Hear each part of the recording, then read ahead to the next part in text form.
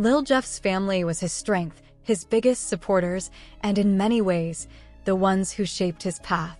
They stood by him as he became known as the Pistol Professor, cheering for his music and street reputation. But they also played a big part in the kind of life he lived.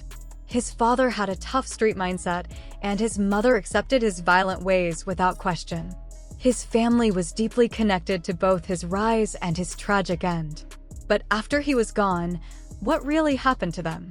Lil Jeff was known in the streets as the Pistol Professor, but to his family, he was Bloodhound, a rising drill rapper whose lyrics told real stories of street life. His name was respected, and his music became the voice of his world. But in the drill scene, fame comes with danger. For every person who supports you, there is an enemy waiting for a chance to take you down. And for Jeff, that moment came on June 8, 2024. That night, Jeff, his best friend Q50, and their associate Vert made a risky choice. They decided to enter Trap City's area, heading straight into enemy territory. They were in a stolen SUV, ready to send a message. But Jeff, always fearless, wanted to take things further. He jumped out and ran after a Trap City member named Man. What he did not know was that this would be his last move. As Man ran into a house, gunshots rang out. Jeff was hit, and in just seconds, his life was over. By the next day, June 9, 2024, the news spread everywhere. His family and friends were in shock, unable to believe he was really gone. His father, Jeffrey Harris Sr., shared old pictures of Jeff with his half-brothers on social media. His pain was clear, his words raw and filled with grief. Meanwhile, Q50, the person closest to Jeff, made a promise. "My brother is gone, but I'm done crying," he said. "I will do exactly what Jeff told me to do." Vert, another close friend, sat down for an interview with DJU. His hands were shaking, his words were slow, he was struggling with the pain of losing Jeff. When asked how Jeff's death affected him, his response was a mix of sadness and anger. The pain of that night was still fresh, and for those who loved Jeff, life would never be the same again. Vert's voice was full of pain and anger as he spoke about Jeff. "That was my twin. You know? It hurts. That was my brother. But I cannot stop. Why would I stop? They want me to fall back, but I will not. Jeff is still here, living through us." The streets were in pain, but they were also getting ready for what would happen next. A vigil and balloon release were held in Jeff's honor. It was a sad goodbye to a life that ended too soon. But even as people came together to remember him, tension filled the air. The very next day, a Bloodhound member went on social media and said that even their enemies had to admit Jeff had made his mark. But respect did not mean peace. The post made it clear that Jeff's death would not be forgotten. Jeff's father, Jeffrey Harris Sr., added to the tension with a chilling Facebook post. "Let it be known, you all did not get him. He came for you all, and what happened, happened." But the saga continues. Clear the streets. His words got mixed reactions. Some people thought he was just being honest, refusing to let his son's name be disrespected. But others called him out, saying he was treating his son like just another street soldier instead of his own child. Some even blamed him for letting Jeff live that dangerous life. But in the streets, loyalty and family are often the same thing. By June 22nd, Jeff's funeral took place. It was a mix of sadness, love, and chaos. Social media was full of pictures of flowers, the funeral program, and Jeff lying in his casket. His girlfriend, Peyton, left a touching tribute. She arranged flowers to spell out Jeff, but removed the Y from his name, a quiet way of showing how deeply connected they were. A heartfelt speech was read at the funeral, describing Jeff as more than just a street legend. It talked about a young man who loved basketball, video games, and his family. It told stories of his kindness, his sense of humor, and his passion for music. But it also showed the two sides of his life, the talent and the danger, the dreams and the streets. A life that ended too soon. But even at the funeral, drama followed. Videos spread online showing a fight breaking out between two women. One was Jeff's girlfriend, and the other claimed she was too. A reminder that even in death, the streets do not sleep. And they did not. A few days later, a mural was painted to honor Jeff. But before long, it was destroyed by a rival crew. A final message that, for some, this was far from over. The people who destroyed Jeff's mural made sure everyone saw what they did. They recorded themselves tearing it down, making it clear that they had no respect for his name. But the response came fast. Within 3 hours, 2 members of Ray Mob were shot. The streets did not forget, and the cycle of violence kept going. Jeff's death was not the end of anything. It was just another chapter in a long and deadly war.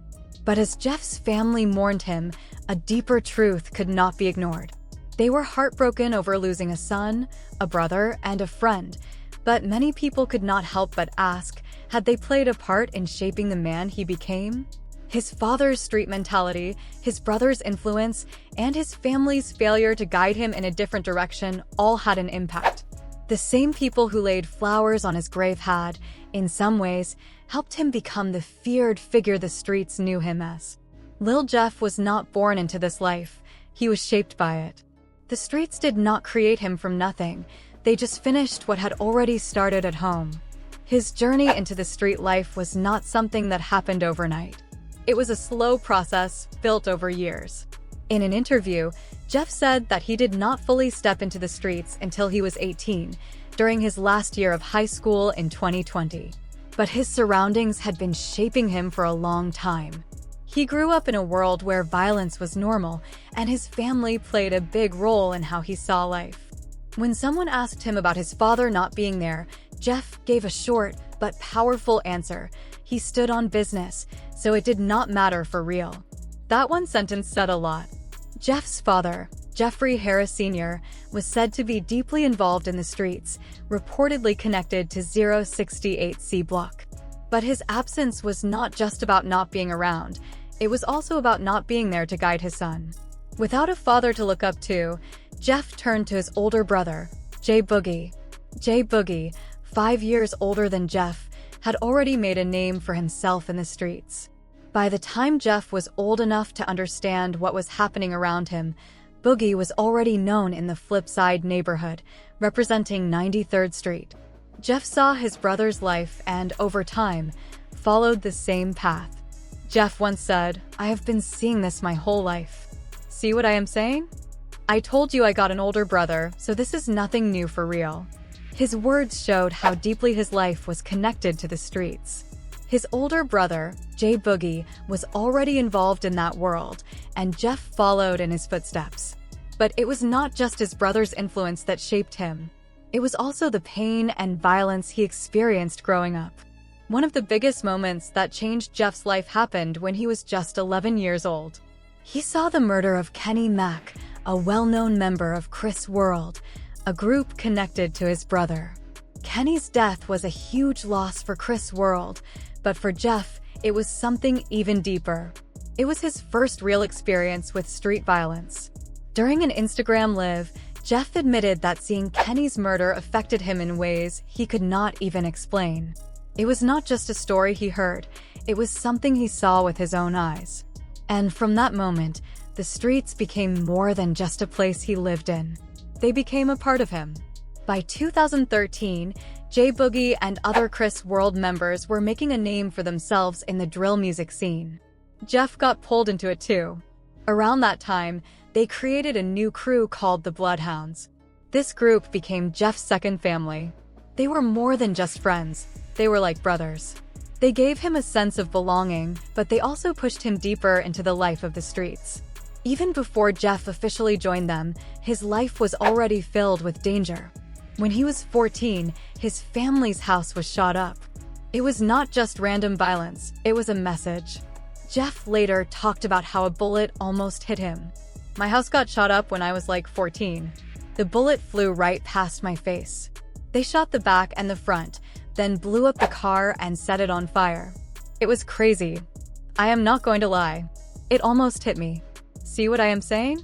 That changed things." That was the moment Jeff realized he was no longer just watching the war from the outside. He was in it. But what truly shaped Jeff was not just the violence itself. It was how his own family reacted to it. As he got older and became more involved in the streets, his mother did not try to stop him. Instead, she seemed to support him. A text message she sent him later went viral, shocking many people. Instead of telling him to change his ways, she encouraged him. "Go ahead, son. Your name is ringing bells in the streets." I said, "Is that my boy?" she wrote. She even showed pride in him for going after people he had grown up with. For Jeff, this was more than just a message. It was approval. His own mother was not just accepting his lifestyle, she was celebrating it. In his mind, that meant he was doing exactly what he was supposed to do. Jeff's actions were not random. Everything he did was part of a bigger war between his crew, the Bloodhounds, and their rivals, Trap City. And for Jeff, this was not just about the streets, it was personal. Jeff and the Bloodhounds even talked about Jmo's death in their music, which made people believe even more that he was involved in street violence. But it was in 2023 that Jeff's violent streak truly became known. After the death of Z Money in March 2023, Jeff's name started coming up in connection to more and more murders. One of the first suspected victims was Pierre Buza Jr., also known as Lil Pooh, a young man from Jeff's old neighborhood in the Flipside gang. Jeff did not hide the fact that he had something to do with Lil Pooh's death. On April 9, 2024, Pooh was shot and killed, and since he was connected to Trap City, he was an easy target for Jeff and the Bloodhounds. After his death, a French Chicago drill official named Yardo Squid 8 made a tribute post for Pooh on Instagram. The post quickly filled with comments making fun of Pooh's death.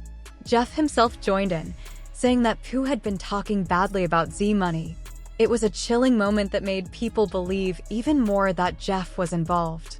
One of the most talked about killings linked to Jeff was the murder of JL Algoz, also known as Lil, a Trap City member. On June 25, 2023, Lil was sitting in a parked rideshare car in the Little Italy neighborhood near the University of Illinois at Chicago. Even though this area was known to be safe, someone walked up and shot Lil several times through the back window. The driver rushed him to the hospital, but it was too late.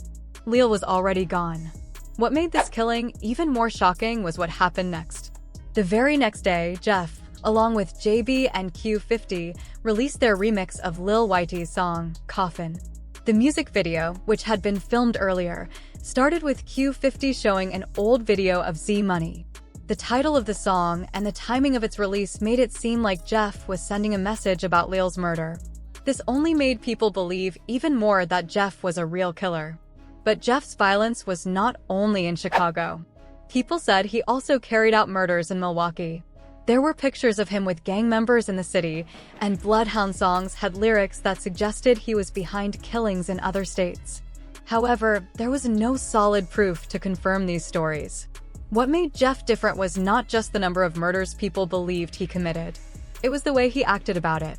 For Jeff, killing was not just something he did, it was something he enjoyed. In one viral video, Jeff was sitting in a car, joking with a friend. Then, out of nowhere, he pulled out a gun and pointed it at someone in the neighborhood. The person saw the gun and ran away, but Jeff just laughed like it was nothing.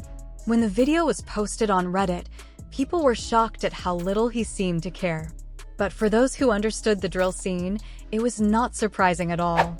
Jeff looked up to King Vav, a rapper known just as much for his violence as for his music. King Vav, whose real name was Devin Coyne Bennett, was born on August 9, 1994. He became one of the most feared people on the south side of Chicago. Like Jeff, King Vav was not just a rapper. He was really living the life he rapped about. He did not just gain fame because of his music, he gained it because people believed he was a real killer. His life showed exactly what it meant to be a drill rapper in Chicago. It was not only about music. It was about real talent, having respect in the streets, and being ready to use violence at any moment. King Vav's reputation was not just made up, it was built on real events. One of those events happened on October 14, 2012. That night, he saw a young man named Modell McCry and his cousin walking down the street, heading to meet a girl. King Vav allegedly pulled up on them, and Modell never made it home that night. For Jeff, King Vav was more than just a rapper. He was someone to follow. And in the end, Jeff followed his idol's path all the way to the grave. King Von became known as one of the most feared figures in Chicago, but it did not happen overnight. His reputation started with one deadly move. On October 14, 2012, he allegedly ran into Modell McRae and his cousin while they were walking down the street. Shots were fired. Modell did not survive, and his cousin was also hit. That was the moment Von's name started spreading in the streets. Less than a month later, on October 29, 2012, Von was suspected of killing Derek P5 Johnson right outside his own house. P5 was well known in the streets, and his death shook the whole neighborhood. But Von did not stop there. In 2014, Von was linked to another killing, this time of a 17-year-old girl named Jakira Barnes. She was rumored to be responsible for the deaths of several O Block members, and some even called her one of the most feared female shooters in Chicago. But in the streets, nobody was safe forever. Jakira was shot multiple times in the Woodlawn neighborhood and did not survive. These were not random acts of violence. Each move was planned, helping Von build his reputation long before he ever became famous in rap. But just like Jeff, Von's story did not have a happy ending. On November 6, 2020, a fight broke out outside a nightclub in Atlanta. Suddenly, gunfire erupted. Von was shot, and just like that, he was gone. For Jeff, Von was more than just a rapper. He was the person to look up to. Jeff did not only want to make music. He wanted to be feared, respected, and remembered. He wanted a legacy built on both rap and real-life violence. And in the end, he got exactly what he wanted. But just like Von, he had to pay the ultimate price.